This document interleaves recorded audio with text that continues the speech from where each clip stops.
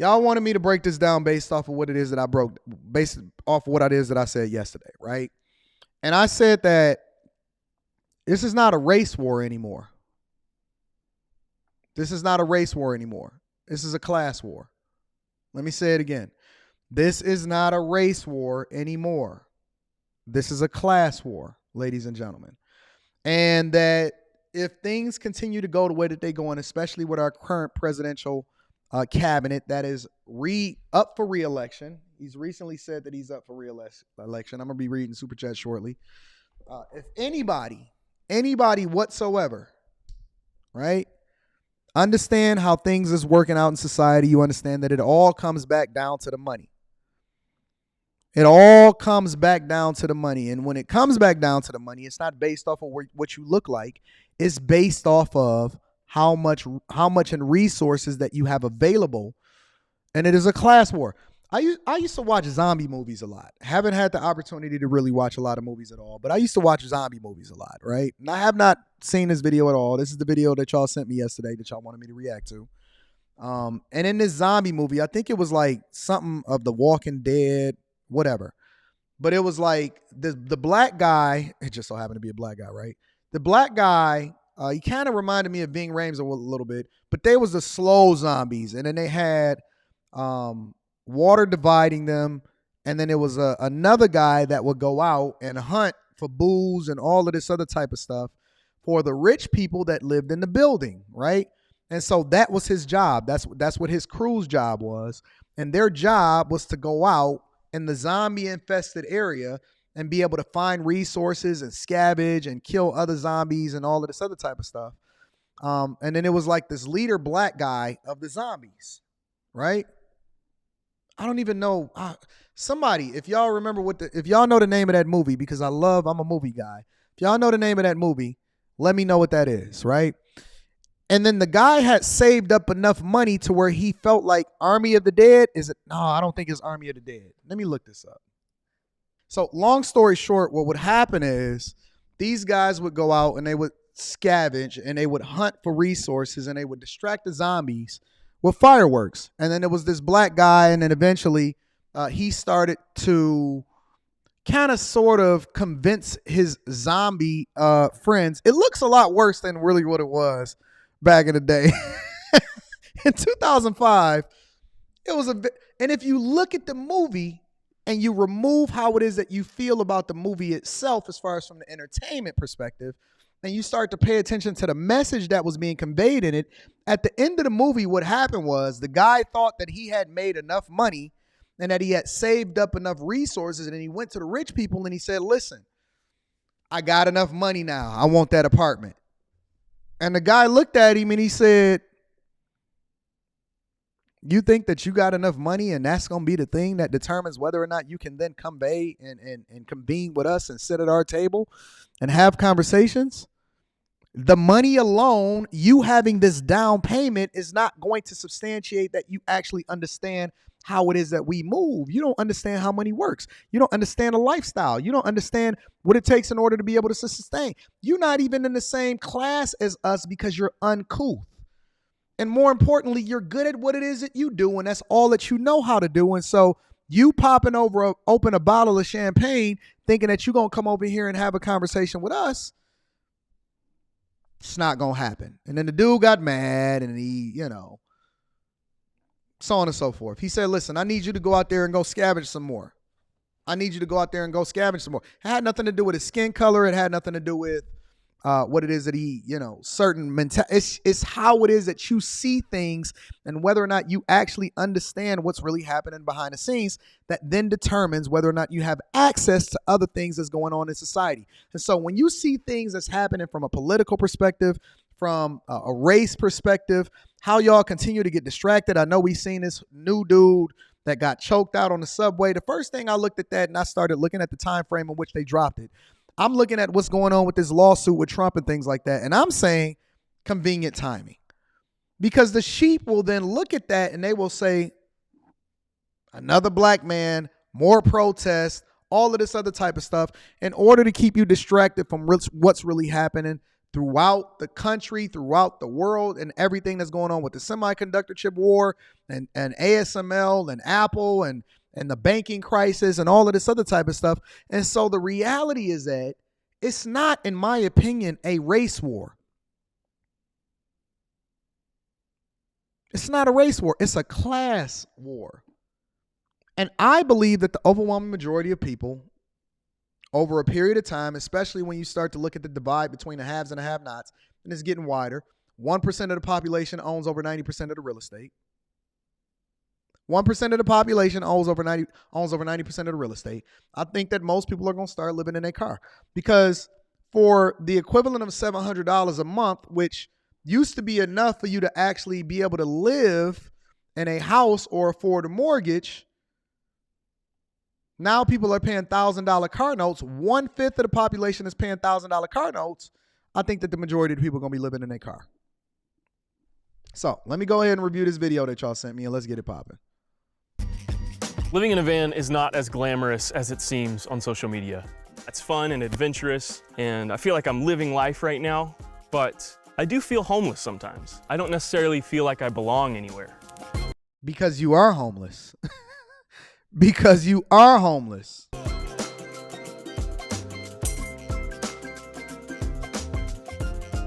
I'm Trent Arendt, and I'm 28 years old, and I live full-time out of a converted cargo van, and I pay about $700 a month to live like this. He pays the equivalent of what people used to be paying for their mortgage, property taxes, and insurance. He pays to live out of his van.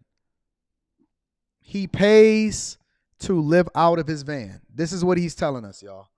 This is what you have to look forward to. How come every single person that always comes to some realization, it happens as the result of them going through a breakup with a woman, and then they have this epiphany moment? Now you want to go and live in a van. Okay. And I wanted nothing more than to just get out and go and be somewhere else and be somewhere City Boys is down, y'all. City Boys is down significantly. different.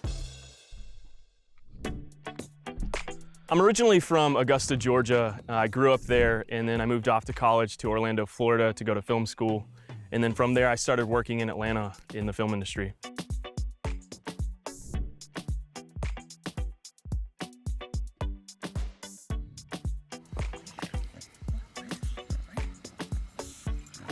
This nigga bought a dog to go die alone. Okay. I don't know that I would be able to live this lifestyle without my dog, Millie. She provides a lot of comfort for me. Whenever I'm having a bad day, she's always there to cheer me up. It's hard to...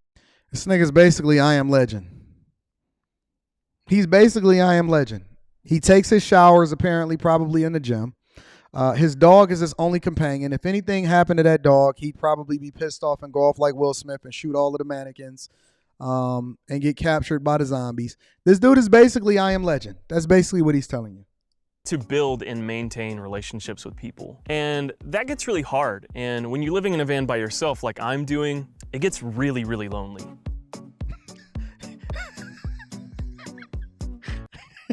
I'm sorry.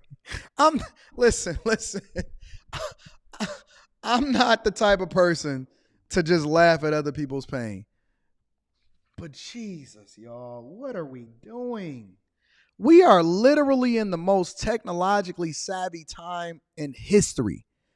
We are in this is 2023, and this man is basically saying that the woman of his dreams broke his heart. He went and bought a dog to go die alone, lived like Will Smith and I Am Legend, and saying that he's incredibly lonely and he don't know where his life is and where he fits in life. Jesus fucking Christ. This is y'all future. For those of you that's not a part of the Patreon, this is what you got to look forward to. Shout out to all my single ladies, my Mercedes. Hold 4 on the back. 2 if you're fat. Get the gat.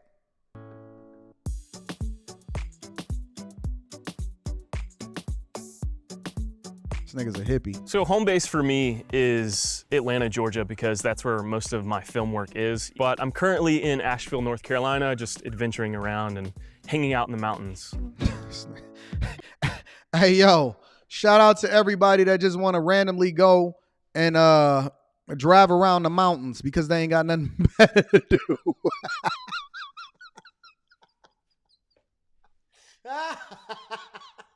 Hey, hey, hey, shout out to everybody that like to go and hang out in the mountains because they don't have nothing better to do when they get off work.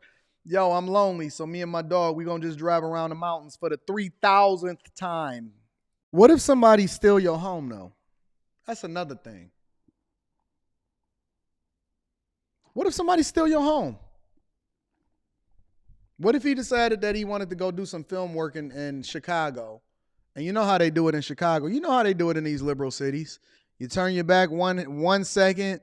You got a Charger or a Challenger that's backing up to your car. Somebody jump into it, throw it in neutral, and then they push your car around the street. And then they figure out how to get the tow truck under it. And then next thing you know, in 3 seconds, your whole home is gone. Your dog and your home is gone. You know that's how they do it, right? They don't worry about the technology that comes along with your car anymore. They go in, throw it in neutral, push your car around the corner, and then they finish stealing it and hooking it up. What if somebody stole your home?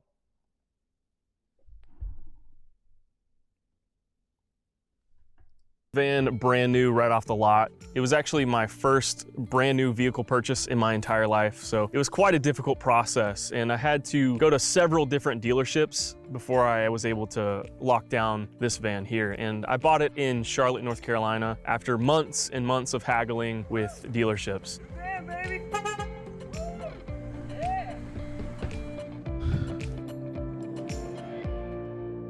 When converting this van into a livable space, I had to essentially build a house from scratch.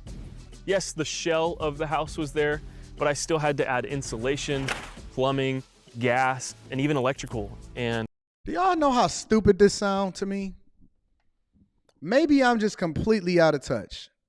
But do y'all know how stupid that this sound to me? Oh man, the engine went out. All right, I got to go and take my house to go get a new engine. This sounds wild to me. Y'all not even living out of RVs no more or campers or anything like that. Y'all got to live out of vans now. Gosh. And I've got solar panels mounted on the roof of my van, which power all of my appliances in my van.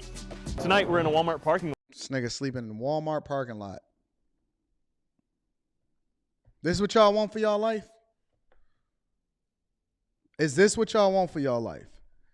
Did y'all see Valmat in the background? I call it Valmat because when I used to go to Walmart over there back in the day, the R and the part of the W was out on the light, and so it literally said Valmat. Did y'all see Valmat in the background? Look.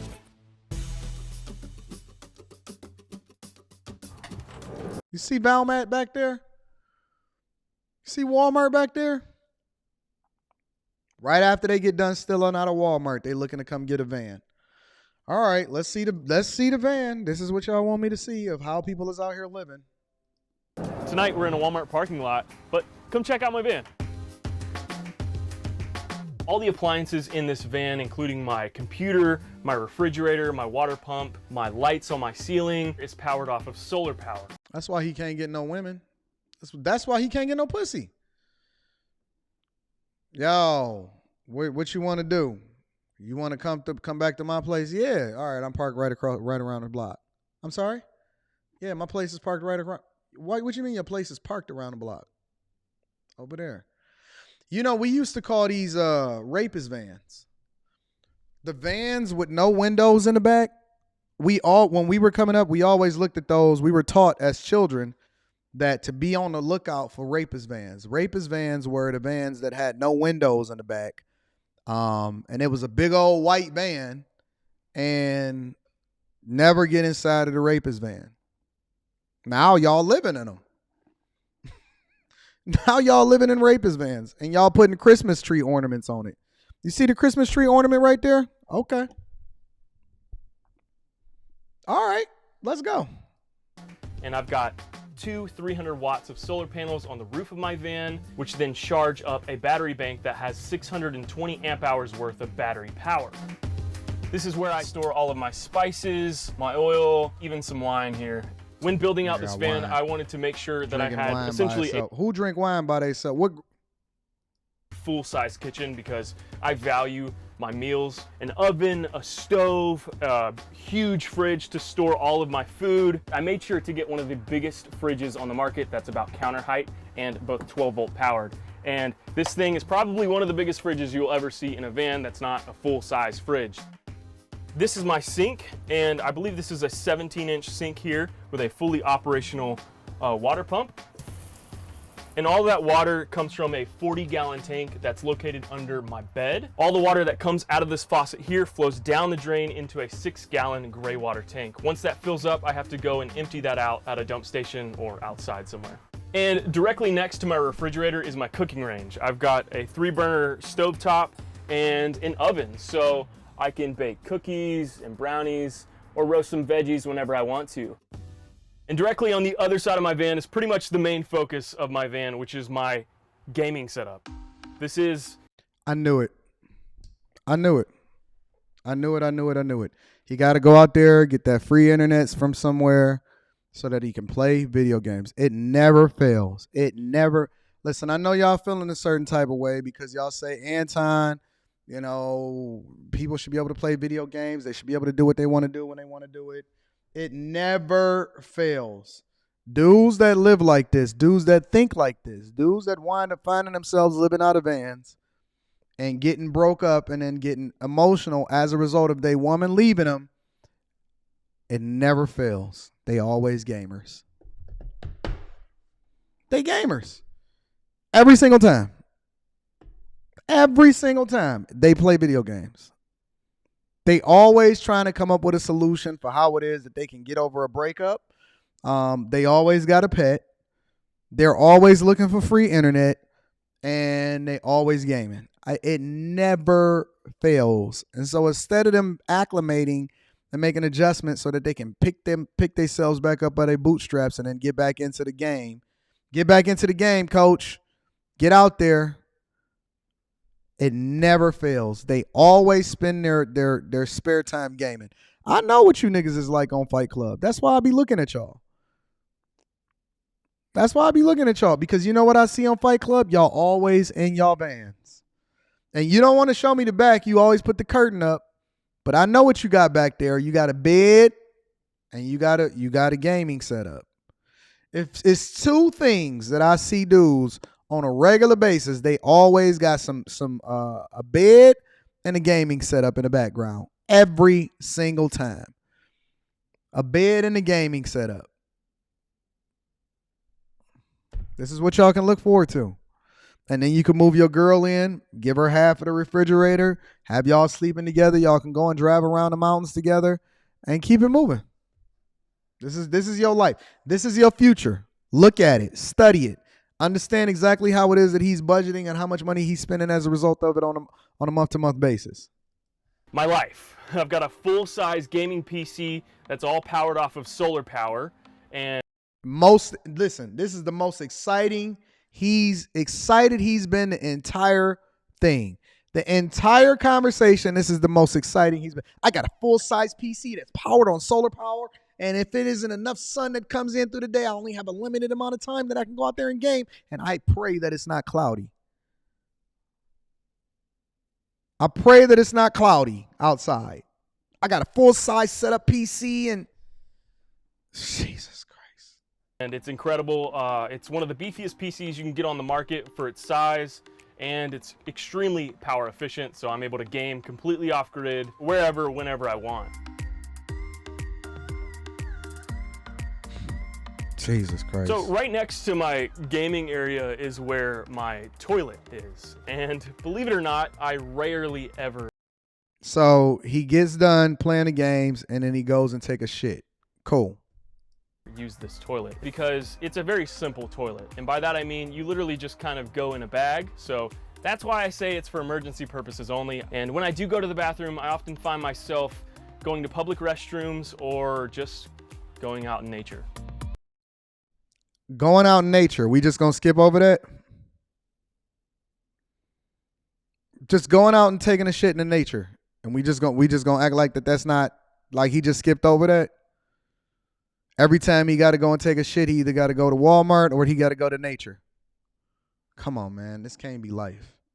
This can't be what y'all looking for out here in these streets. This cannot be life. Come on, y'all. You can't even bring a girl over. You can't bring a woman over.